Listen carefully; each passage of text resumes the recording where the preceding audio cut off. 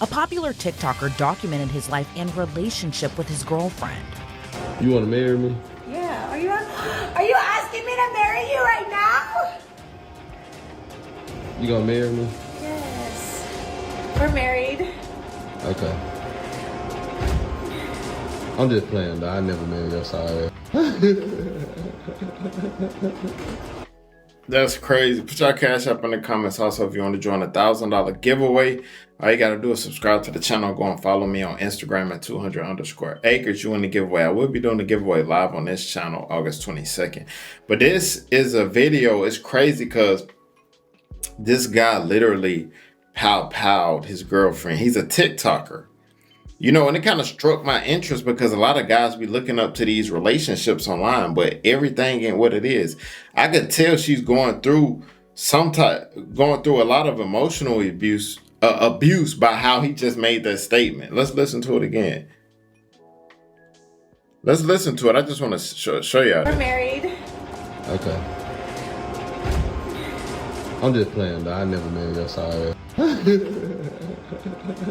You see that? And then he laughed about it. Bro, saying stuff like that will really mess with your girl ego a lot. And that shows you, imagine when they not on camera, the stuff he probably say to her and how he had her. You know what I'm saying? That's crazy. But hey, let's get into this video, fam. I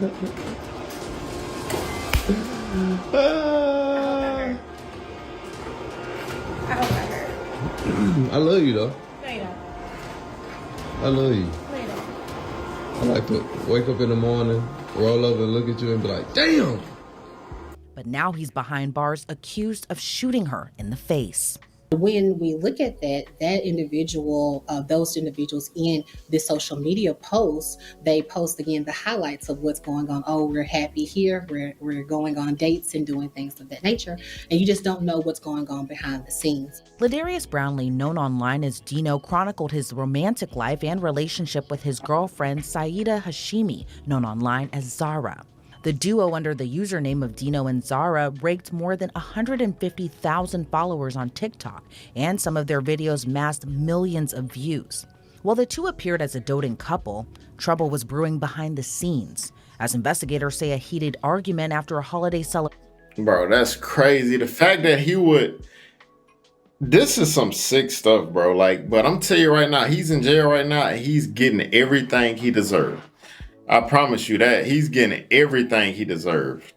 And prison, he gonna be the main one getting bent over in prison, getting them cheeks taken. You feel me? Celebrations could lead to tragedy. According to the Flower Mound Police Department, the shooting stemmed from a heated argument as the couple were walking home from a 4th of July Independence Fest held in a local park.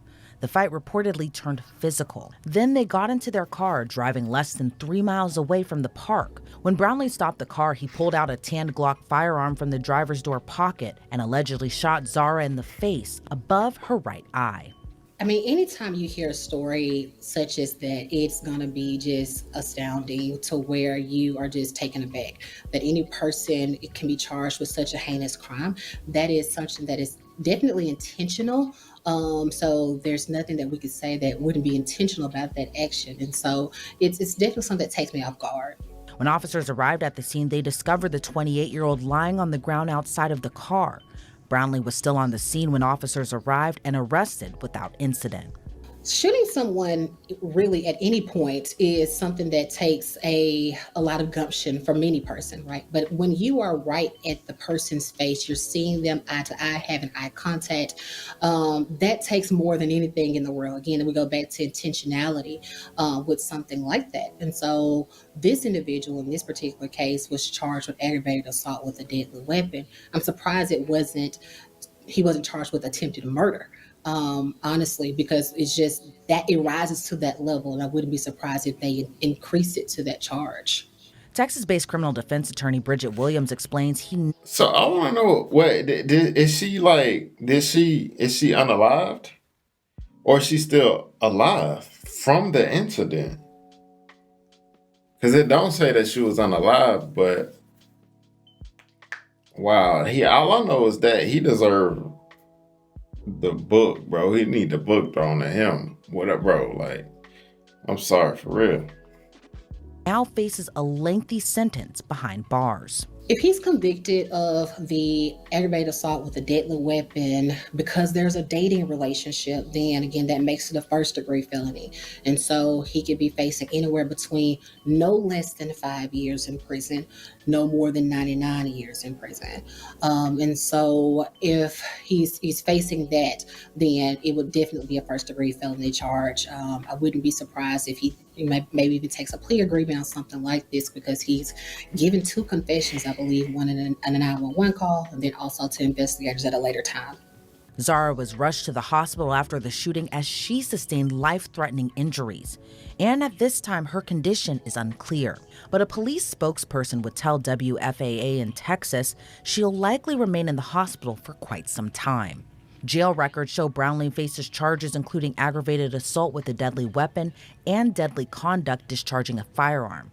But Williams explains those charges could change if Zara's condition takes a turn for the worst. Whenever a person is charged immediately, sometimes the police department will charge the person with something that they know that they can prove.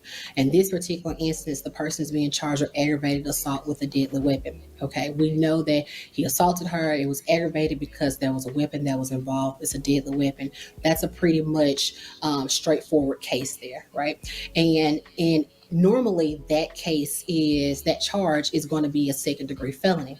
However, when there is a dating relationship or a family type of relationship that's involved, it enhances that charge to a first-degree felony. So aggravated assault with a deadly weapon with a dating relationship, now he's being charged with a first-degree felony. And then in addition to that, the discharge of a firearm within a municipality, that is a misdemeanor case in Texas. And so he has 2 charges right now. Now, however, I would not be surprised if they increase that charge to attempted murder if this young lady survives. If she passes away, then of course I believe he'll be charged with murder.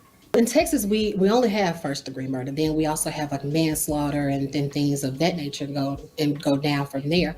But here it's murder. And if this particular person is charged with murder, then his punishment range could be anywhere from no less than 5 years up to 99 years in prison.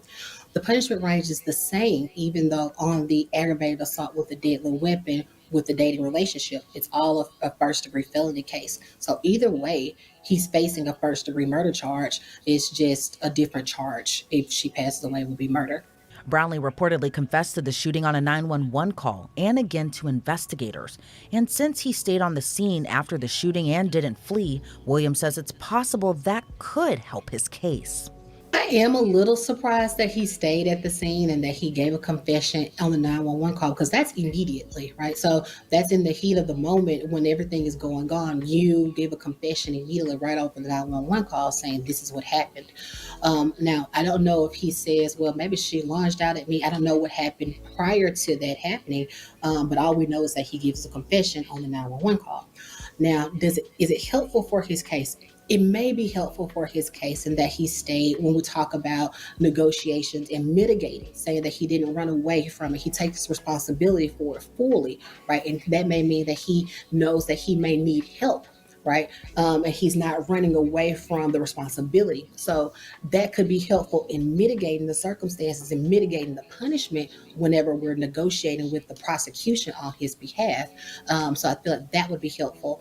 But as far as the charge for him, the charge is going to be the same. We'll just go back to that discovery to determine if all of his rights were given to him at the time of giving those confessions, and was that something that can be admitted into evidence.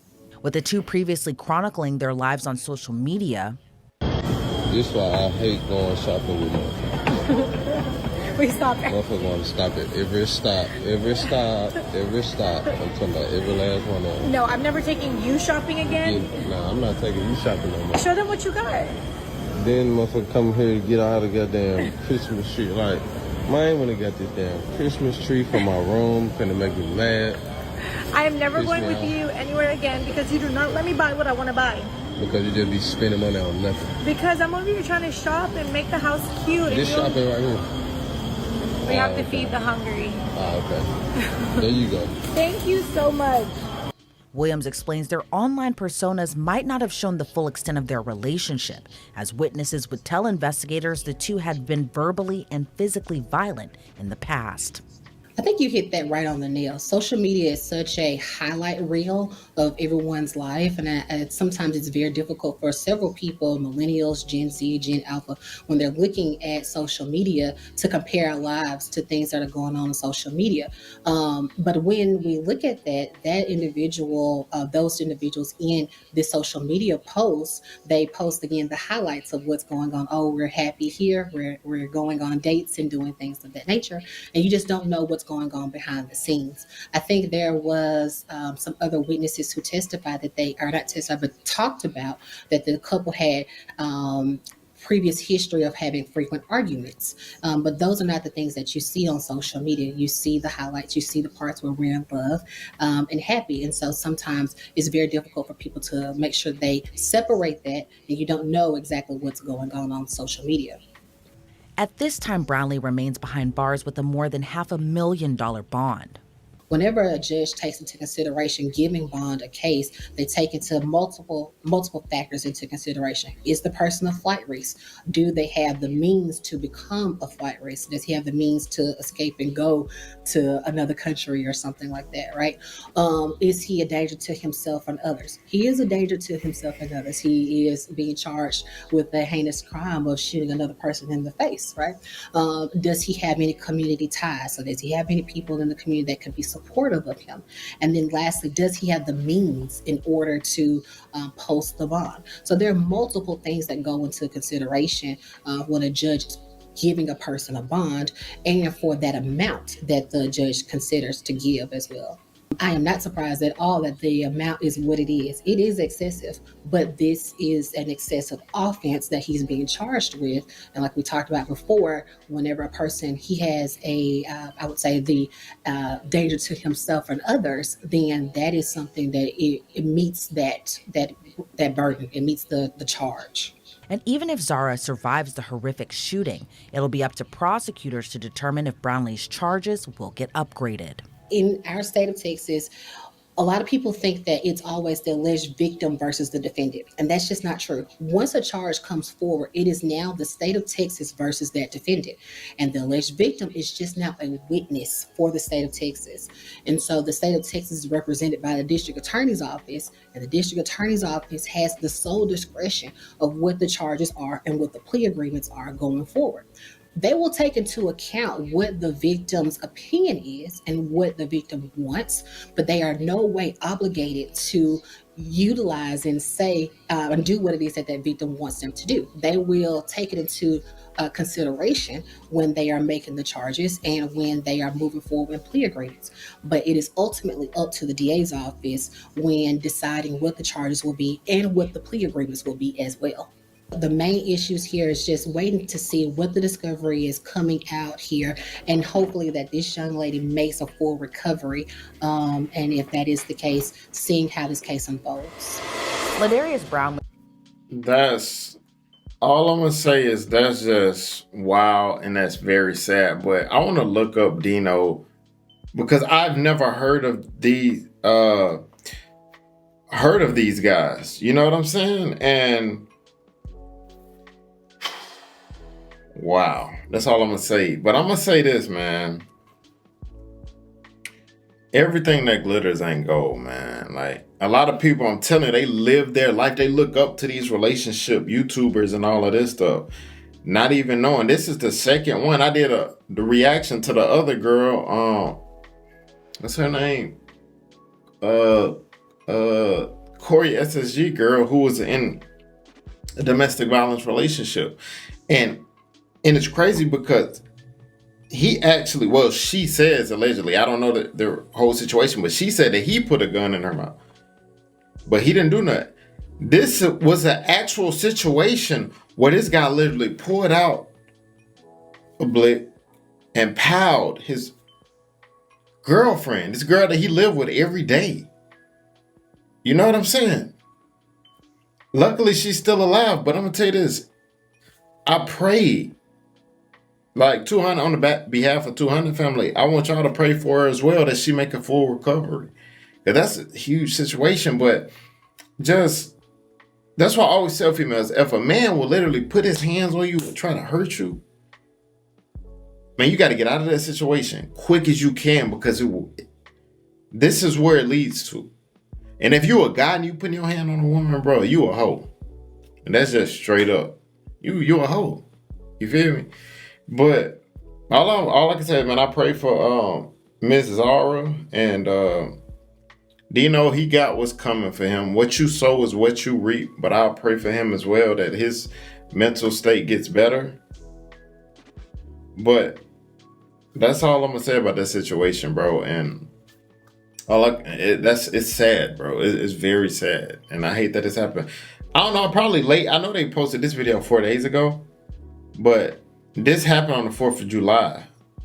Wait, he did during the 4th of July argument, so it's probably old. But like I said, they just uploaded the video 4 days ago. So, but yeah, man. Thank you guys for watching the video, and always remember, be safe out there, Kings. Let's get it.